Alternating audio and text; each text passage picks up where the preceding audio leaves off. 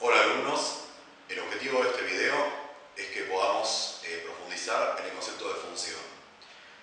La función es una de las herramientas más importantes con las que cuenta la matemática contemporánea y en particular es sin duda alguna la base de todo el análisis matemático. Así que es bueno que le dediquemos unos minutos a profundizar en su significado y en qué es exactamente una función. Entender conceptualmente lo que son las funciones va a hacer que sea mucho más rápido y sencillo trabajar con los ejercicios y el contenido más matemático y directo que está en la guía.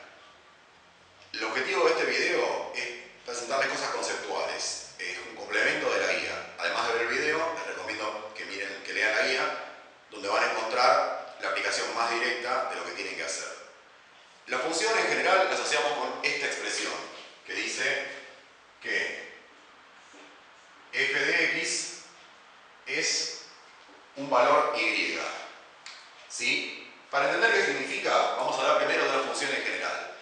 La función lo que hace es, dados dos conjuntos, que podemos llamar conjunto A, por ejemplo, y conjunto B, que están cada uno compuesto por elementos, por ejemplo, estos acá y estos acá, la función es una regla que nos dice, para cada elemento de un conjunto de partida A, que vamos a llamar siempre dominio, ¿con cuál de los elementos del codominio o conjunto de llegada B se asocia? Es cualquier tipo de regla que nos permita hacer este tipo de relación, ¿sí? Toma elementos de un conjunto y los asocia con elementos del otro conjunto. Además de eso, le pedimos que lo haga cumpliendo dos reglas que son existencia y unicidad, en las cuales vamos a profundizar enseguida. La existencia significa que para cada elemento del conjunto A, sí o sí tiene que existir un par en el conjunto B. Todos tienen que llegar a alguno, ¿sí? Es decir, cada uno de estos elementos llega a uno de los que están acá. Si alguno de estos elementos no tiene un correspondiente en el conjunto de llegada, entonces no está bien definida la función. Además, nos pide unicidad. La unicidad tiene que ver con que no sea ambigua la relación. Es decir, si esta cruz llegase a dos círculos, por ejemplo, a este y a este, ¿sí? No está claro con quién corresponde, ¿sí? Entonces eso viola la idea de unicidad y tampoco estamos hablando de una función. Habría que revisarla y redefinirla. Yo sé que estos diagramas no son tan significativos, vamos a ver más ejemplos ahora, conceptuales y después numéricos, ¿sí? Pero entonces, la función es una relación que lleva elementos de un conjunto de partida, que se llama dominio, a un conjunto de llegada, que se llama codominio, y además lo hace en forma no ambigua, es decir, siempre existe una imagen, ¿sí? Siempre hay con quién aparear a cada elemento del dominio en el codominio, y además cada elemento del dominio está apareado con solo un elemento del codominio, es decir, no pasa esto que yo dibujé acá, donde esta cruz llega a dos circulitos. ¿Sí? Cuando definimos la función, en general, esto toma más sentido, ¿sí? ¿Qué significa? Dado el elemento del conjunto de partida que es x, ¿sí? Que puede ser un elemento de cualquier tipo, ahora vamos a ver algunos ejemplos, la función es una regla de alguna clase que me dice cómo encontrar, ¿sí? Su par y, y juntar las x con las y. Las x son elementos del primer conjunto, en este caso crucecitas, y las y son elementos del segundo conjunto, en este caso círculos, ¿sí? Vamos a ver un ejemplo conceptual primero de función que cumple existencia y unicidad para profundizar en el significado de esto.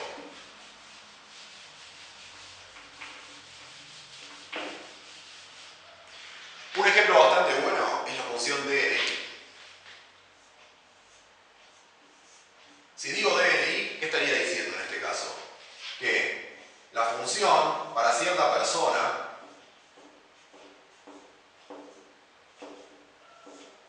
¿sí? Si yo le doy una persona a la función me la asocia con un número de documento.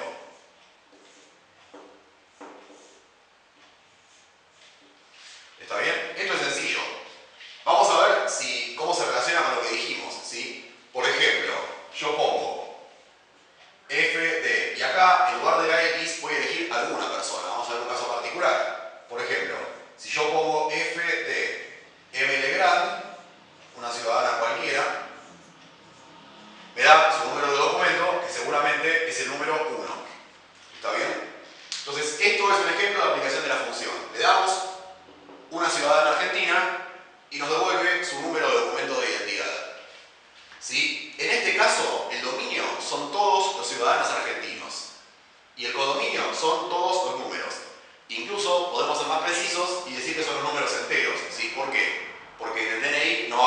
fracciones, ni números con coma, ni nada parecido. Son números que uno puede contar, ¿sí?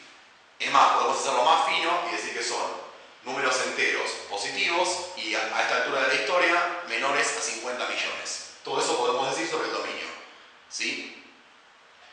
Además tenemos que hablar de existencia y unicidad, ¿sí? Nuestra función cumple existencia. ¿Y cómo sé que la cumple? Bueno, por definición, si uno es ciudadano argentino, tiene asignado un número de DNI. No hay ninguna posibilidad de que un ciudadano argentino no tenga DNI. Si uno no tiene DNI, no es ciudadano argentino y necesita obtenerlo, ¿sí? Por otro lado, también cumple unicidad, ¿sí? Ningún ciudadano tiene dos números de DNI. El número es de identificación, es único. Tener dos es ilegal. Así que por cómo está construido el DNI, la función número de DNI aplicada a los ciudadanos argentinos cumple existencia y unicidad. Siempre que yo piense en un argentino, existe su número de DNI y es uno solo. Cuando hablemos de números, estos conceptos se mantienen y son muy útiles, entonces, los de existencia y unicidad, ¿sí? Entonces, esta misma definición la vamos a llevar a expresiones numéricas, pero primero voy a dar otro ejemplo conceptual. Vamos a ver un contraejemplo, que es la relación número de teléfono.